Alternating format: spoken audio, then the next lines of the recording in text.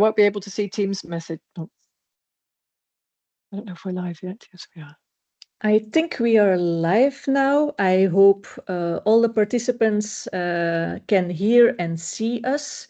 I think there is a chat, so if you're experiencing maybe issues, please let us know in the chat and somebody will follow up. If you can hear and see us, welcome students to this info session on careers at ESA. I am Cleo Hiele from KU Leuven. I'm the coordinator of the KU Leuven and UGent Master of Space Studies program, which might be of interest to some of you. But I think the more important people who are here presently with us are Lucie van der Tas, who is the head of talent acquisition at ESA, who will be introducing the career opportunities and internship opportunities at ESA, but also to really highlight a bit of a personal experience. We also welcome Manon. She is a KU Leuven alumnus who studied business engineering. So you see, ESA is looking for more than just engineers and astrophysicists. A wide range of profiles are what they're looking for. So I hope they can convince you that maybe you should start your career at ESA. So Lucie, Manon, I give the floor to you. Thank you very much indeed, Cleo. It's a pleasure to be here, and I'm going to start sharing my screen. So I hope that everybody will be able to see it. So I'm assuming you can all see my screen, and we'll get started. So let me just move my cursor. So to start off with, I'd like to talk a little bit about ESA. What is ESA? I mean, I'm pretty sure you know what the European Space Agency is, but there's some key things that you may or may not know, and I think it's important to know. So one of the things that is unique about ESA is the fact that we are the only truly international space agency. You can see the flags of our member states across the bottom. We have 22 member states. We also have 4 associate members, and we have Canada as a participating member state. And these are the member states who contribute to our budget, and they are also the member states from whom we recruit. Another thing that is unique about ESA is that we do not have a military arm, and our main emphasis is on exploration, use of space for exclusively peaceful purposes. We're located across 7 countries, so we'll show you that in a moment. And you'll see a pretty significant annual budget. And I think what's important to know about the ESA budget is ESA does not actually manufacture anything itself. So all our satellites, launchers, and all the other activities requiring manufacturing, those are done in the member states by European space industrial partners through contracts. And that represents about 85% of that budget that you see there. And of the remaining 15%, well, when we get to the slide about the locations of ESA, you'll understand that a significant part of that goes towards maintaining our various establishments.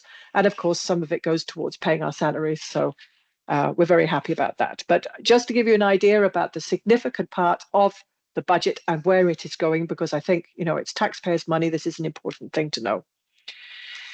So I'm going to highlight a couple of projects, ESA missions, that mean a lot to me. And the first one is Rosetta. So Rosetta was launched in November 2014, so 20 years ago. We landed on the comet in no, what am I saying? No, it was launched in 2004. I'm sorry, I getting my dates right. 2004, November 2004, it was launched, and we landed on the comet in November 2014. So you can see there's some decades there, and it's a very interesting project. One of the reasons that I like to highlight it is because it is the very first time that any space agency or anybody landed on a comet, but also at the time that Rosetta was launched, it had less technology on board than you have today in your mobile phone. And it's amazing to see what can be done with technology, and also to look at how things have changed over the last decades. Then another one which, JUICE has a bit of a special place in my heart. JUICE is Jupiter Icy Moons Explorer. What you see there, the next 2 images are my own personal images, which I took. So this first one was taken during the launch of JUICE. This is the first time that we all came together to watch a launch. So it's taken at ESTEC in the Netherlands, where I work. You can see everybody is really sitting on the edge of the seats. And what is very interesting about JUICE is that when we launch a satellite, we have a so-called launch window.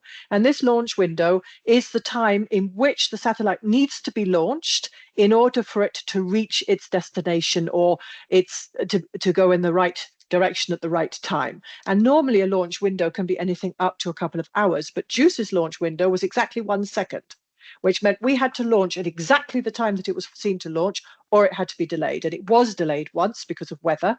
But as you can see, off it went on the 14th of April last year. This is a picture of the mocktail. We had a competition in January 2023 for people to design a mocktail representing JUICE. Our lovely ESTEC restaurant made the mocktail for us, and we could all try it after the launch, which was also a nice bonus. But what is also very interesting, JUICE is now obviously on its way now for, it's more than 1.5 years, and it's going to take 8 years for it to get to Jupiter. But what it is doing on its way, it's going to be doing flybys. And the first flyby took place in August this year. And it's the first ever lunar Earth flyby. And what you're looking at are images taken by the JUICE onboard cameras, which are unique. The first one is obviously the moon, the second one, Earth. And these flybys are necessary because it's a sort of slingshot maneuver in order to build up speed so that it doesn't have to have a full load of propulsion and just go out there on its own propulsion 8 years out to Jupiter. It's to build up speed through these slingshots and make the most of the gravity pull. Next flyby, look out for that one. August 2025, JUICE will be doing a flyby past Venus, and that's going to be very exciting too. ESA is a world leader in terms of Earth observation, and there are two main arms, if you like, pillars of the Earth observation activities. The first one is Copernicus and the Sentinels, which is an EU program. I'm just going to highlight the Earth Explorers here because there's a couple of very interesting things. So they provide a lot of data about our climate, atmospheric dynamics, ice melt, food security, fresh water resources, this sorts of thing. Very interesting. And there are currently 9 Earth Explorer missions. A couple have been decommissioned, and I will show you in a moment a very spectacular decommissioning. So EarthCare, which if you count around, it's at the bottom. EarthCare was launched on the 29th of May this year. And the next one is Biomass, which is due to be launched in March next year. So watch this space for the next launches of the Earth Explorers. And what I'm going to share with you now is the decommissioning of Aeolus. Aeolus was a satellite which was meant to measure winds and to get the wind profiles across the planet. And its demise, as we call it, its decommissioning, its demise was 28th of July last year. And it was pretty spectacular because Aeolus burned up in the atmosphere, and this is the last image that the operations teams had of Aeolus before it became a fireball. And why am I highlighting this? Because obviously it was a bit of a sad moment. I knew the Aeolus project's manager very well, and I know a lot of the people who worked on the project. But what was special is Aeolus was the first satellite ever to do a planned demise, to break up in the atmosphere of a satellite which was not designed for that. So one of the things that we do now with our satellites, it's a requirement that all satellites are designed in such a way that they will not continue adding to the debris going around the Earth at the end of their mission. It's called design for demise. And this is a requirement now for all missions. But where Aeolus was special, as I said, was because this is the first mission that was actually not designed for that at the very beginning. So I said I'd talk about where we're located, and you can see the locations now. We're located across a number of countries, and this is where, if you come to work for ESA, you're quite likely to be working at one of these locations. And I will highlight a couple of them now. So obviously our headquarters is in Paris, and it's not our largest establishment, actually. There's about 300 people working there. The largest one is in the Netherlands, ESTEC in the Netherlands, which is where I work. And Manon, you're located in ESTEC too, right? Okay, well, Manon's going to be sharing a little bit about life at ESTEC in her presentation shortly. ESTEC is the largest establishment. It's about 60% of the ESA workforce is located in the Netherlands. There are more than 3,000 people on site, so it's a very vibrant campus, very large, and it's where the missions are designed, project managed, right up until launch. So the data processing takes place in Madrid for science, and that will be where JUICE's data is being processed, or in Esrin in Italy near Rome, and that's where data from satellites like EarthCare and Aeolus will be processed. We launch from French Guiana in Kourou, we operate from Darmstadt, and then we have a couple of other centers, and one of them is our European Astronauts Center, which is in Cologne. And it's very small, there's about 100 people working there now. But talking of astronauts, just to give you a quick overview, you have the class of 2009. They were originally 7 when they were recruited, but now 6 because Tim Peake has retired as an astronaut. And then we have the class of 2022, so 5 there. And they graduated as astronauts in April. And we also have John McFall, the first astronaut ever to be recruited with a disability. And he's currently working with us to find a way. So this feasibility study FLY is to evaluate how to bring people with a disability into space, how to maintain the same levels of health and fitness when they are there. And the project is in its final stages, and there are going to be some very interesting conclusions coming from that. But having said that, you can see we have 11 astronauts. And I said earlier on, we have a workforce of more than 2,800 people. So our current recruiting slogan is ESA recruits, not only astronauts. And you can see why if you just look at the numbers. But of course, astronauts is a very important part of what we do and how people see us. One thing that is very interesting for students and also for you guys in Leuven, because you're not too far located from the ESA Academy, which is in Transcene. It's the physical location where their training program takes place. And I would say check out their programs. Very interesting courses, anything to do with space medicine, space law, space systems, space operations. They offer a lot of courses, typically 20 or 30 a year, so well worth looking out for them. The projects program is where they give funding. So if you had an idea for a technology development or a CubeSat, you could ask for funding. And they will also give you opportunities to validate it, either through the Rexus campaign, which is sounding rockets or atmospheric balloons, but there's sometimes even the possibility to do a parabolic flight and to get a taste of microgravity. And then the engagement program is also worth looking out for, because they have put in place, among other things, some agreements with universities already in order to give sponsorship to students. They also sponsor participation to conferences and workshops. And there are other activities which are currently in development and will be launched soon. So I would definitely say check out the ESA Academy. Jobs at ESA.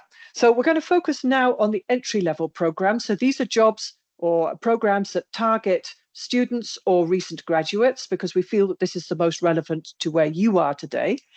And I'm going to start by telling you that there are 3 main things that you need to have to be recruited by ESA. So the first thing you need to have is a master in a relevant domain. Actually, no, the first thing you need is the nationality of one of our member states. That's the overarching criterion, the one that we absolutely go for first. You will be asked that question when you apply. And that is because as an intergovernmental organization, we are funded by the European taxpayer. And in fact, every single intergovernmental organization has this limitation. Obviously, if you applied to WHO, the World Health Organization, it doesn't matter what your nationality is, because that organization has membership of every single country on the planet. But that is an exception, and most intergovernmental organizations focus on their member states, as does ESA. So that's the first requirement. The second requirement is the master in a relevant domain, unless you're applying for the student internship program, because obviously you will still be studying. And then the third requirement is a good level of English. This is the main working language at ESA. There's one small caveat to that, is if you are in Paris co-located with the team working on Ariane, which is working together with the French Space Agency, then you will find that French is very useful. And it is officially the ESA second official language. So having said that, let's start with the student internships. So this is 3 to 6 months, depending on your own requirements, your own needs. The last years of a master's degree, bachelor students can apply. About 10% of our interns are bachelor students, but the focus is on the master's programs. And these opportunities, because for every single one of these programs that I'm going to be describing here, you will need to apply. You'll need to submit an application to an opportunity. You can apply, well, you have basically 3 days to apply if you wish to do so for 2025. Okay, so we publish in November each year for the following year. Jobs.esa.int, that's where you'll find them. If you're not looking at an internship program, but potentially one of the other programs, we'll come to that in a moment, you can also set up an alert. And we host around 260, 270 interns a year. So there's a lot of opportunities there. The Young Graduate Trainee Program, this is a 1-year contract with the possibility of a second year. So this is really for graduates, people who already have their master. You can apply while you're finishing up on your master, but you must have the master by the time you start at ESA, and we will ask for a copy of your diploma. We open the opportunities in February. The selection process takes place March, April, May.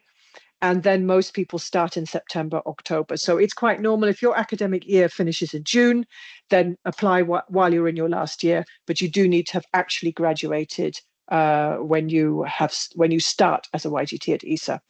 And this here, the master's requirement is a requirement. They will go online in February. We host around 100 young graduates per year. So there's also lots of opportunities for people to apply. Jobs.esa.int is the place to go, and that's, I can well imagine, today is November, and if you're thinking of a YGT position, then set up that alert there as well, and then the system will tell you when they go online. We have a research fellowship program for PhD graduates. They should be within 5 years of obtaining the PhD. It's a 2-year contract with the possibility of a 3rd year. I would say pretty close to 100% of research fellows stay on for that 3rd year. I mentioned a 2nd year possibility for YGTs. There's around 80% of the YGTs stay on for a 2nd year. We host around 60 research fellows each year. The opportunities are published throughout the year. So again, that job alert, if you're interested in a research fellowship, the job alert will be particularly useful for you. Unless you are studying in the field of space science, and I have a slide which will show you what we mean by that. If you're studying for, or you want to apply for a research fellowship in space science, then these are published at the end of August. And they're usually online for 3 or 4 weeks. So you do need to keep your eyes open. But the other fellowship opportunities at ESA are published throughout the year, depending on need. So the ESA co-funded research program focuses on innovation in engineering. And it's not run by the ESA HR department. So it's slightly different. It's a bit of an outlier in terms of the entry-level programs. Where it is also different is we enter into a contract with a university. The other programs, we enter into a contract with an individual. That person comes to work for ESA. But for the co-funded research, we place the contract with the university, and there the nationality requirement does not apply. So you can apply for co-funding support from ESA for your research and not be a national of one of our member states. And you'll see that it represents a significant amount of money. But I think what is also of unmeasurable value actually is the access to the laboratories and the ESA experts and their networks. And I would say that this is very important. This is open all year long. They don't publish opportunities. They invite you to come with your idea, have it evaluated, and then potentially take it forward to receive that co-funded research. I'm going to step out for a moment and talk about the Young Professional Satellite, YPSat. So you see there a picture of YPSat. YPSat, and you can see here how big it was in practice. This is the team. So it was a satellite which was thought up, conceived, managed, project managed, also tested, validated, put together in some instances by a team of young professionals at ESA. And it's one of the extracurricular activities for which we give the opportunity for our young professionals, particularly the young graduate trainees, research fellows, and interns to work on, given a certain amount of time to do that aside the other activities. And YPSAT was launched on the Ariane 6 maiden launch on the 9th of July 2024. And it was intended to film the fairing separation and also the CubeSats on board. So what you are looking at is, whereas the first picture is obviously not a picture taken by YPSAT itself, the second picture is, and this is a picture taken from on board Ariane 6 after the fairing has separated, and you see the Earth and you see all the other satellites sitting on Ariane 6 still at that point. So I said to you I would talk about the scientific disciplines covered by space science. That's the next slide. This slide is about the engineering disciplines. These represent around 64% of the jobs at ESA. So, and since they correlate with somebody's background, 99% of the time, if not 100%, these are the domains that we have the vast majority of our people working at ESA represented. And this list is not exhaustive, it's not 100%, but it covers the main areas and it gives you an idea, an indication of where most of our people are working. Then the scientific disciplines, you've got the planetary and the space science disciplines there, astronomy, astrophysics, solar physics. Actually, the scientific disciplines represent 6% of the ESA population. So it gives you an idea. So what about the remaining 30%? They're in the business support services. And like any organization, ESA needs business support services to do its business. We have a significant representation in the law domain. We have a legal department, a contracts department, and we have lawyers in other places at ESA as well. Now, having said about the engineering background, you'll see here IT. IT is strictly an engineering background, but it falls within the business support services category. There's another category here, project control, where most of the people in project control are actually engineers rather than financial people. So the proportion of engineers at ESA is actually slightly higher than 64% if we take those people into consideration. But it's to give you a flavor of how we structure the jobs and where people are working. So what are we looking for? I've talked about some of the requirements here. So I recruited engineers for 10 years for ESA.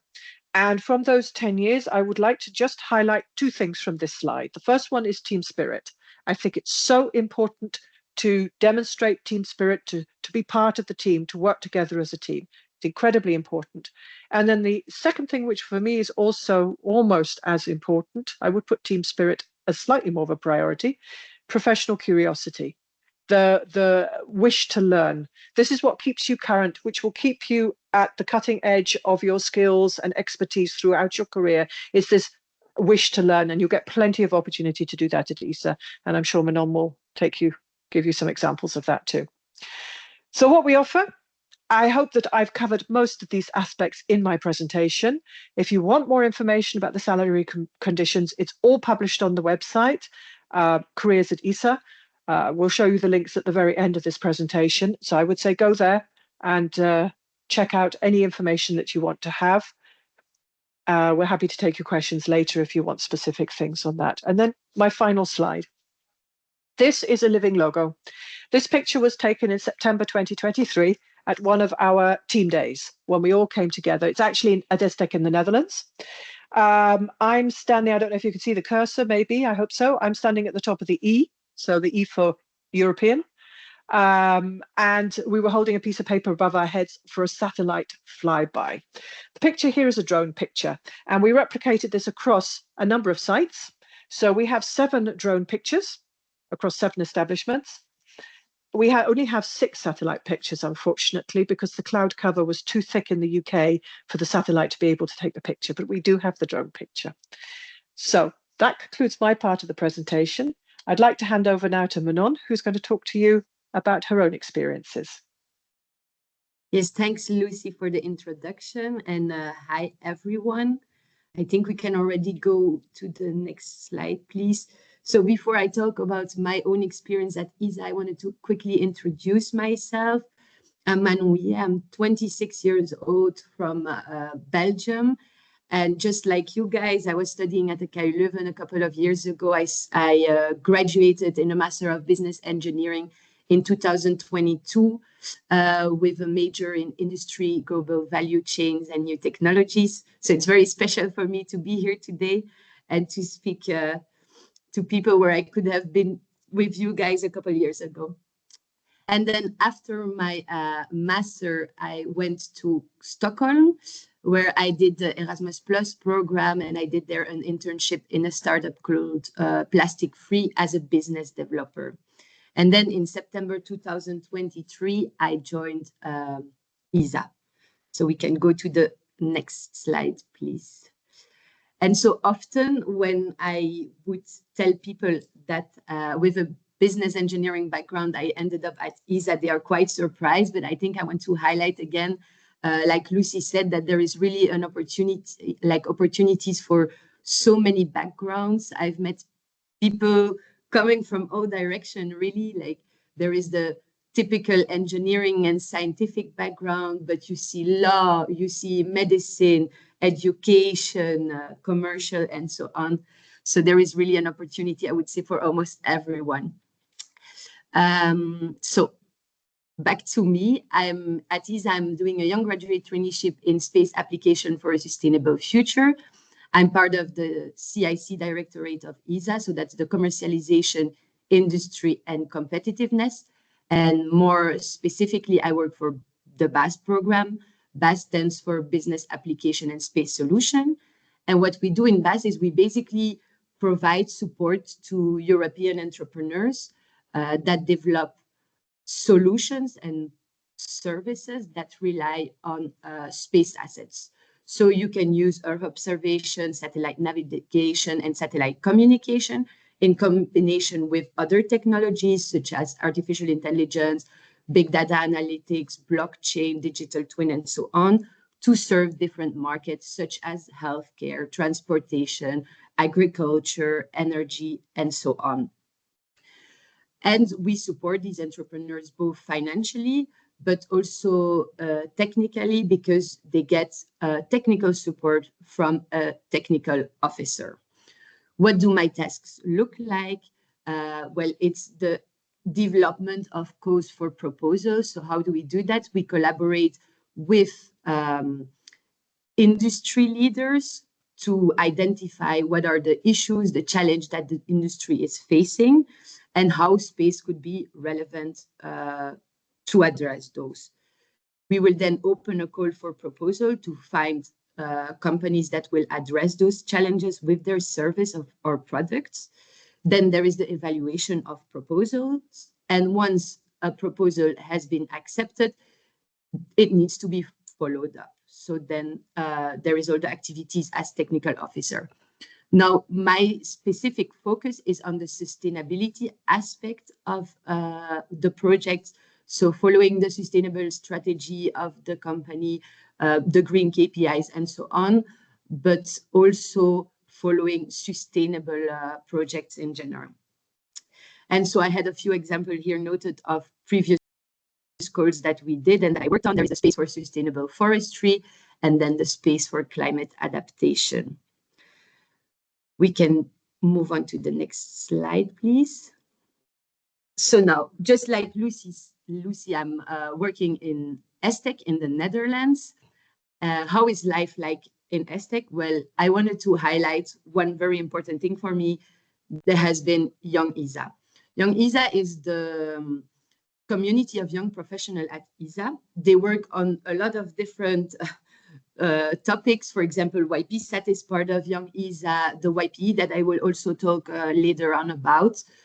But in ESTEC only, we're more than 300 young professionals, and Young ESA really bonds us by organizing when you arrive, welcoming events, all types of activities that really facilitates making new friends. And I'm really thankful for that, because moving away from your country, you're far away from the friends and the family that you're used to be close by. And this has really made it so smooth to just move.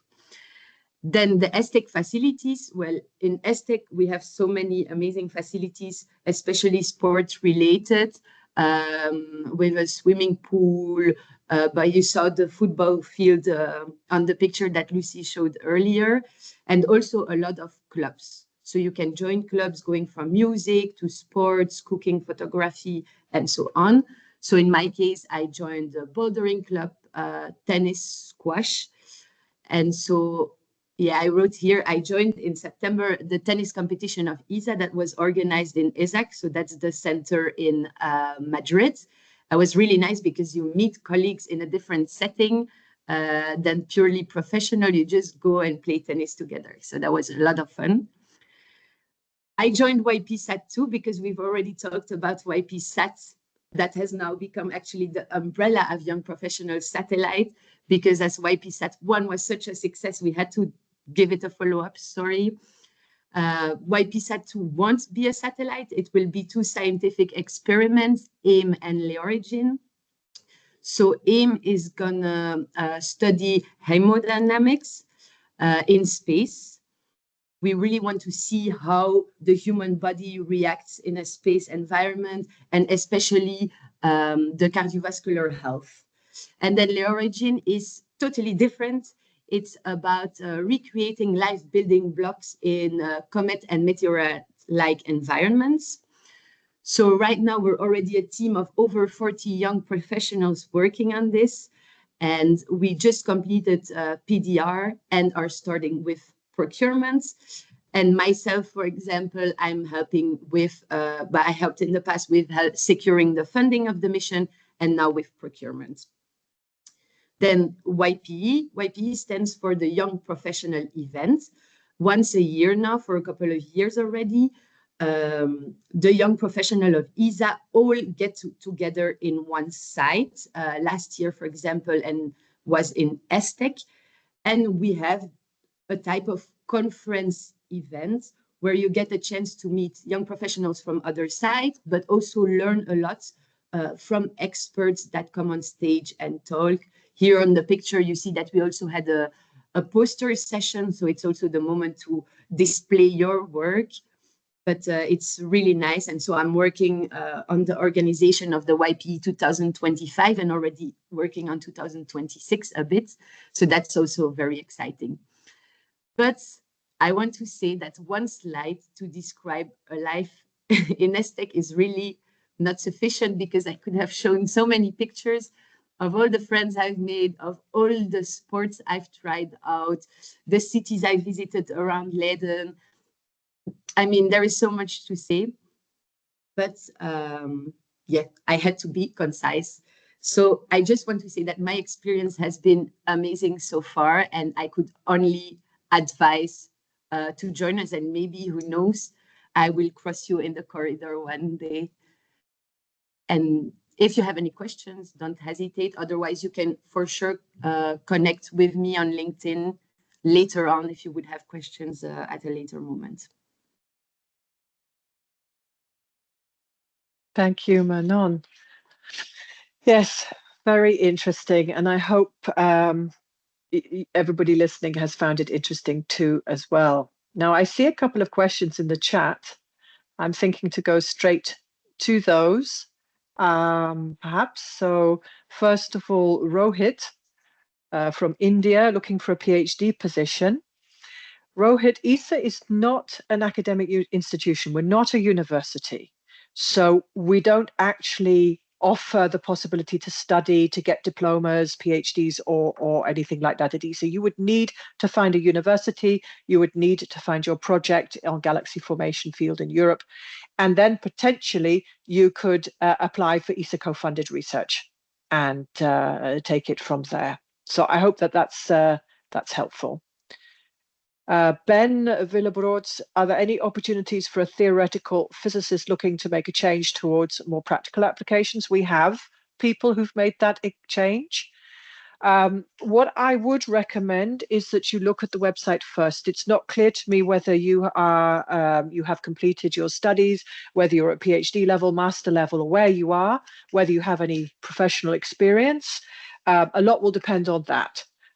Typically, jobs at ESA, the permanent positions, require a minimum of 5 or 6 years experience, in some cases more, to start off with. So what I usually say to people is go to our website, check out the sorts of jobs there, get a feeling for what we're offering, see if there's something there for you. And then when you've oriented yourself, it's much easier for us to be able to have this dialogue with you.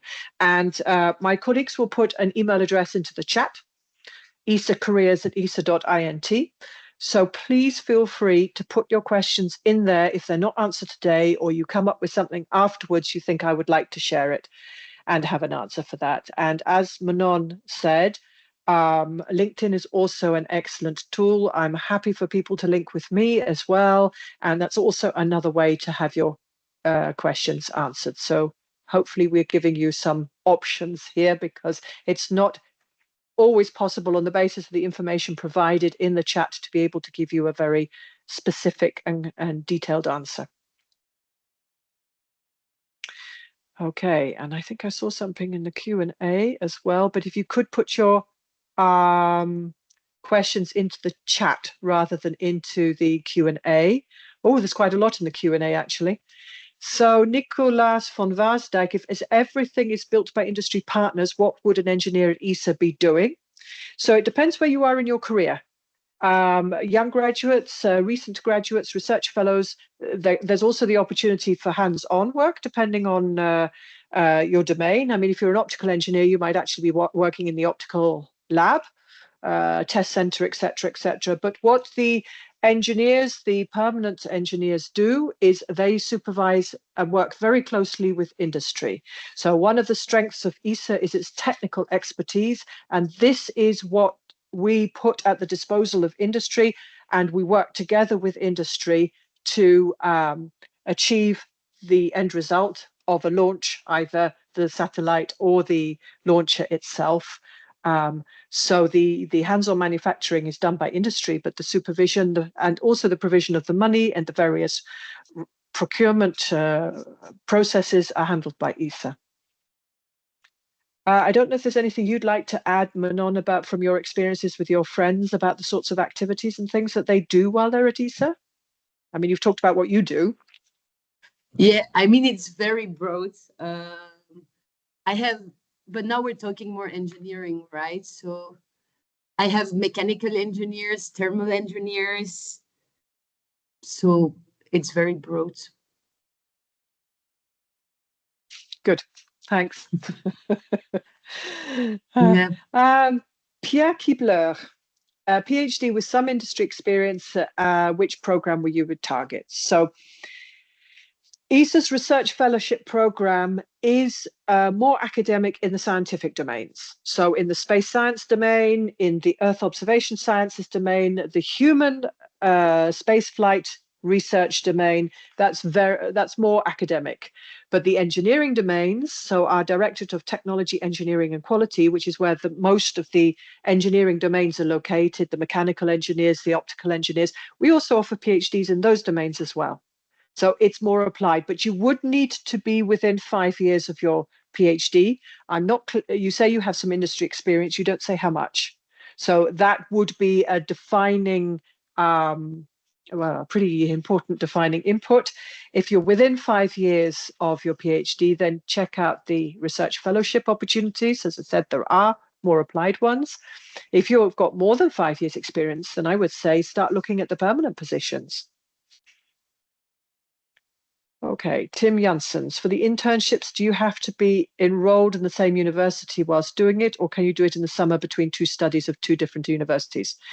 That's a very good question, and I'm happy you've asked it, because you do need to be enrolled at a university while you do the internship. It's one of the requirements for the ESA internship program, is that you're enrolled at a university. So to do it in between two studies of two different universities, that would probably, well, that would not work, I'm afraid. Carlotta is asking if the meeting is recorded where you can find it after the end of the session. Yes, it is being recorded. Maybe Cleo can answer that question, where people can find it.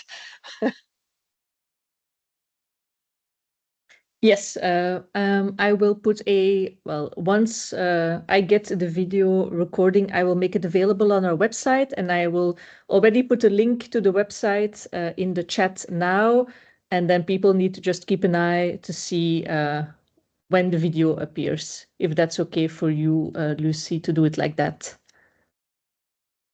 Sounds good to me. Okay, then I will put in the chat the link to the webpage. Then we have Bruno, who's asking about what ESA values most for an internship, the top grades or the personal side projects, or both. I would say both. Either or, and in the ideal circumstances, both. But it's people often ask us, do we value certain universities above others? What we value is the relevance of what you are doing to the activity you are applying for. And that is really, so long as it's a bona fide registered accredited university, KU Leuven is that, and a very reputable one as well, then obviously that's excellent and it meets the requirements. But we're looking for diversity and we're looking for relevance and what people can bring to the vacancy. And I have a feeling that I don't see any more questions in the chat. I think there's something popped up in the Q&A in the meantime. Martin de Becker, does an internship at ESA qualify as an industrial internship? Was it always research oriented? The internships at ESA are not research oriented. These are the PhDs, research fellowships. So an internship at ESA is a master's student, 90% of the time, 10% a bachelor's. So it's very practical, it's very hands-on. The idea is to give you a first experience of between 3 and 6 months. You'll be assigned a mentor. By the way, all our entry-level program participants, employees get a mentor assigned to them or a tutor. And it's about hands-on experience with the opportunity to exchange and to learn from other colleagues and other activities ongoing. The internships, sometimes people will come to ESA, they'll do the 6 months internship and they will use it as their master's thesis study. So to do to get the qualifications that they require in order to complete their degree at the university. So I hope that answers your question, Martin. Back to the chat. I know that I need to check out notifications for all jobs internships to check all the eligibility criteria, but could you just give me an idea of what a pure mathematics master's student could apply for? I know of one domain that a pure mathematics master's student could apply for, and that is at our ESA Operations Center in Darmstadt. People with a mathematics background are the people who do the orbit and trajectory calculations. Now, AJ, I'm not sure if you were at the start of the presentation when I was talking about the Lunar Earth flyby by JUICE, but we need to have the mathematicians in the background making those calculations for that to happen. That is one application for a pure mathematics student that I can answer off the cuff. There may be others. Someone graduating in radiation physics, there I think we have teams of people working on radiation. We actually have a source of a radiation facility on site here at ESTEC in the Netherlands for testing purposes.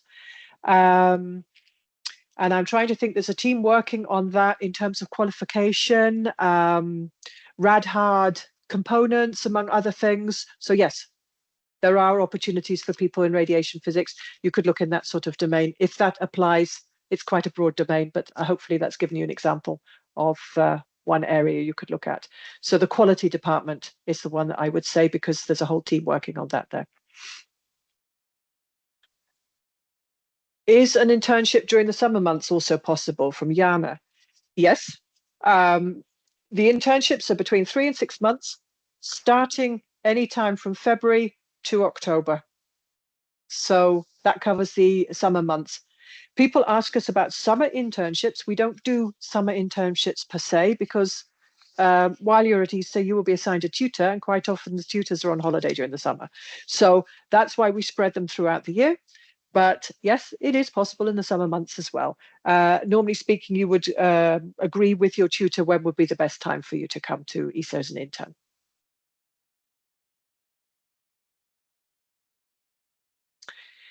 So I don't know, Manon, if you would like to share with us your experiences of what happened when you applied and how it went through. I'll start by talking about the process from the HR side, and then you can talk about what it was like for you. So typically, well, all applications start with the paper online application, your CV, your motivation letter. This is critical. They need to be well structured, they need to be relevant, they need to be clear, because this is what the very, very first assessment will be made from. And when I'm smiling a little bit because I'm thinking of a common mistake that people make. Now, it would be quite normal at this point in your career to have templates, but please do check. And spell check or AI or whatever will not always help pick up some of the potential typos. So I'll give you an example. Dear ESA, I would like to apply for the position of whatever. And then you have the motivation letter and it ends with, I am very motivated to come and work for Airbus. Your spell check, your AI will not pick that up. So you really need to show attention to detail and check it yourself and double check it. Because if that sort of mistake slips through, we will see it. And preparation is a very good way of showing how your motivation and also how you will work when you join us. So just a tip there, make sure that you have read it. Interns, the selection tends to take place, the final selection tends to be made on the basis of the application that you've submitted. If the tutor or the hiring manager has some questions, they may call you. When we get to the young graduate trainee program and the research fellowship, then there is a more formal selection process. So quite often there's a first step after establishing a shortlist on the basis of the application. Then there is what we call online video interview, so recorded interview. Cleo, did you have the Cameo interview for yours? Sorry, Manon. I'm sorry. Yeah. No. No. You didn't. No, okay. So I didn't. Yeah. Sorry. No. Okay. So this is also good to know about. So it's a recorded interview, typically lasting about 10-15 minutes. You get a number of written questions which appear on your screen. You get a fixed amount of time to read the question, fixed amount of time to answer. And then when all the recordings are done, the line managers will go in and make the decision for the next stage. And then the next stage is the actual interview. Usually it's online. It'll be with 2, 3, or even 4 people. And then we make the final decision and you're notified whether or not you have the job. So Manon, is there anything you want to share about your experiences? But I think you covered it all for me. So I applied, I think, end of February 2023. And about a month later, I received the notice that I was invited for a first interview, which was a call with my supervisor now. And then after that, a month later, again, I had indeed the call with 3 people from ESA, 1 person from HR, my manager, and my supervisor. And then about a month later, I got the notice that I was selected. So yeah, there was always a month waiting time. And I think maybe that's a good message, that people don't lose hope just because it's taking time. But yeah, I think we're so many to apply that it makes sense that it's taking a bit longer. Very, very good point you make there is that we do inform every single applicant who applies. So if you have not heard from us, your application is still current. One thing that's very important when you apply, when you hit that apply button, you will get an immediate response from the system, an automatic response from the system. There's 2 options. The first one is thank you for your application. It is now going forward for processing. You'll be informed in due course.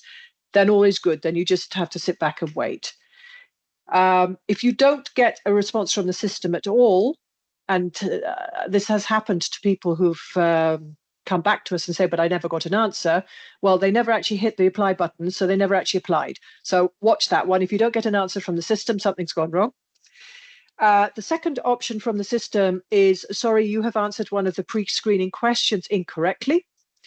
This is very important. You'll be asked a number of pre-screening questions about where you are in your studies, a description of the type of diploma you're studying. You will be asked if you hold the nationality of one of the ESA member states and if you have documentation to prove that. You can make a mistake. This happens. The system is a system. It will just say, sorry, your application will not go forward because you answered one of the pre-screening questions wrong. You have until the closing date of that vacancy to go back in and change it if you've made a mistake.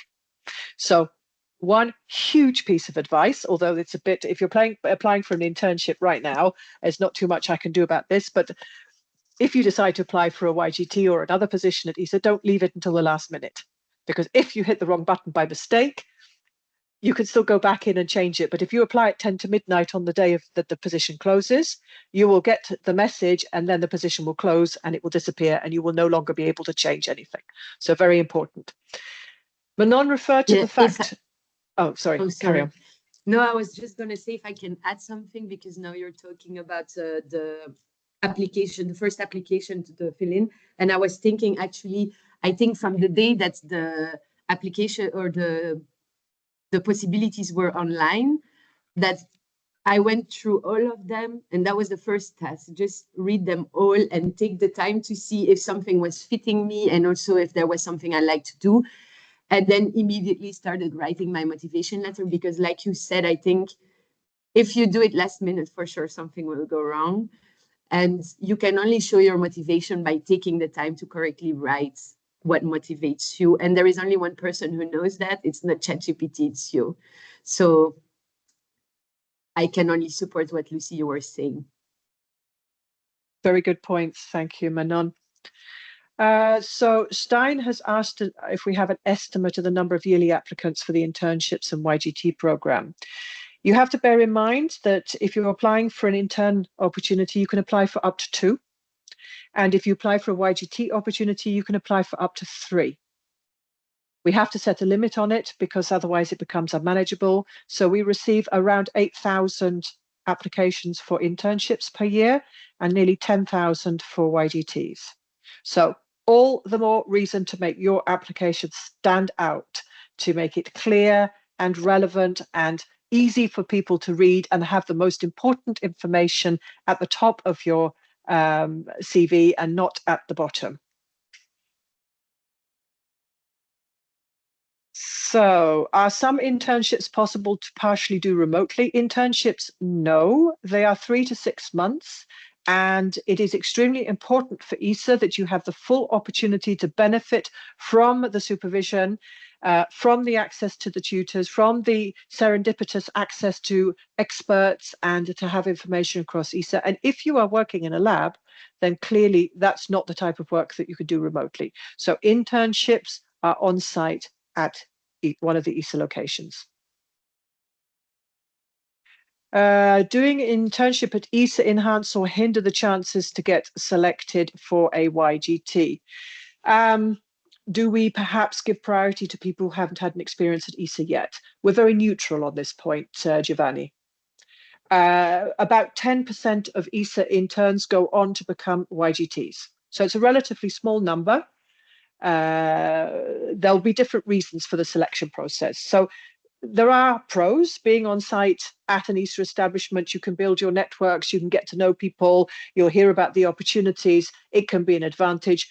It's definitely not a disadvantage, and it's not a disadvantage either not to have done an internship. So as I said, it's neutral. It can help, but it doesn't. But it how can I say? It won't be a way in the scale against you when you come to apply for a YGT if you have not done an internship. So, okay, I see the Q&As come up again.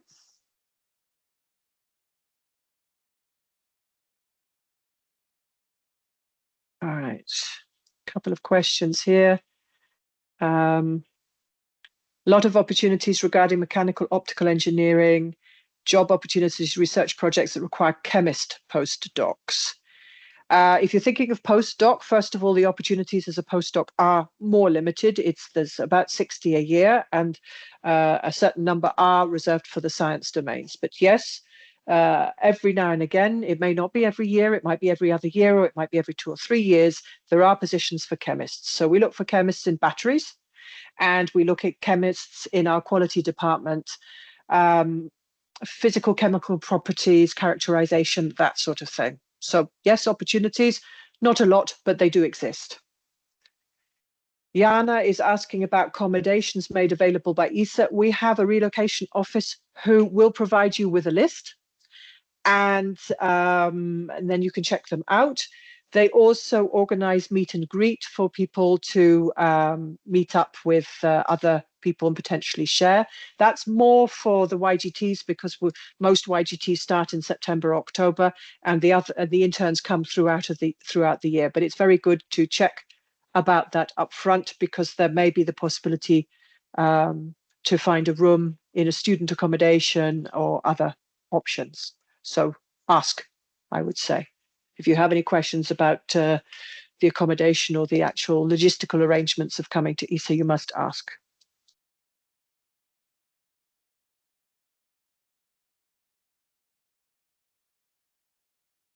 And I don't see any other questions either in the chat or the Q&A. So we have 5 minutes left. I'll just ask my team if they would put that email address back into the chat and perhaps into the Q&A as well, so that anybody with additional questions can write to us after the event if they so wish.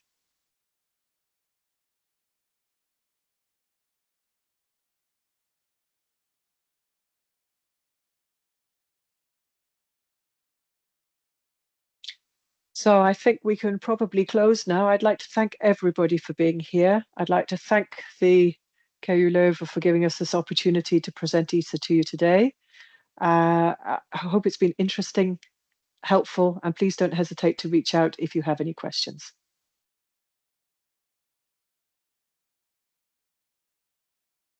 Lucy, Manon, thank you very much for providing all the information to the students and the researchers here. I think a lot of people might have gotten inspired, so I would highly recommend all the students, especially to have a look at the career website, but also really follow on LinkedIn. Remember, there are also indeed the permanent positions, so don't forget about those if you have some experience already. And I do hope that maybe some of our students reach the internship or the YGT phase, and maybe you can replace Manon in one of the next years as the YGT spokesperson on these career webinars. That would be great to see more KU Leuven alumni, of which there are a lot, by the way. I think there's quite a lot of KU Leuven YGTs around ESA, or there were. So, and I only hear good things about working at ESA. So Manon, Lucy, thank you very much. All the participants, thank you very much. Remember, I put the information, the link to the recording. So it's on ster.kuleuven.be/ESA-careers.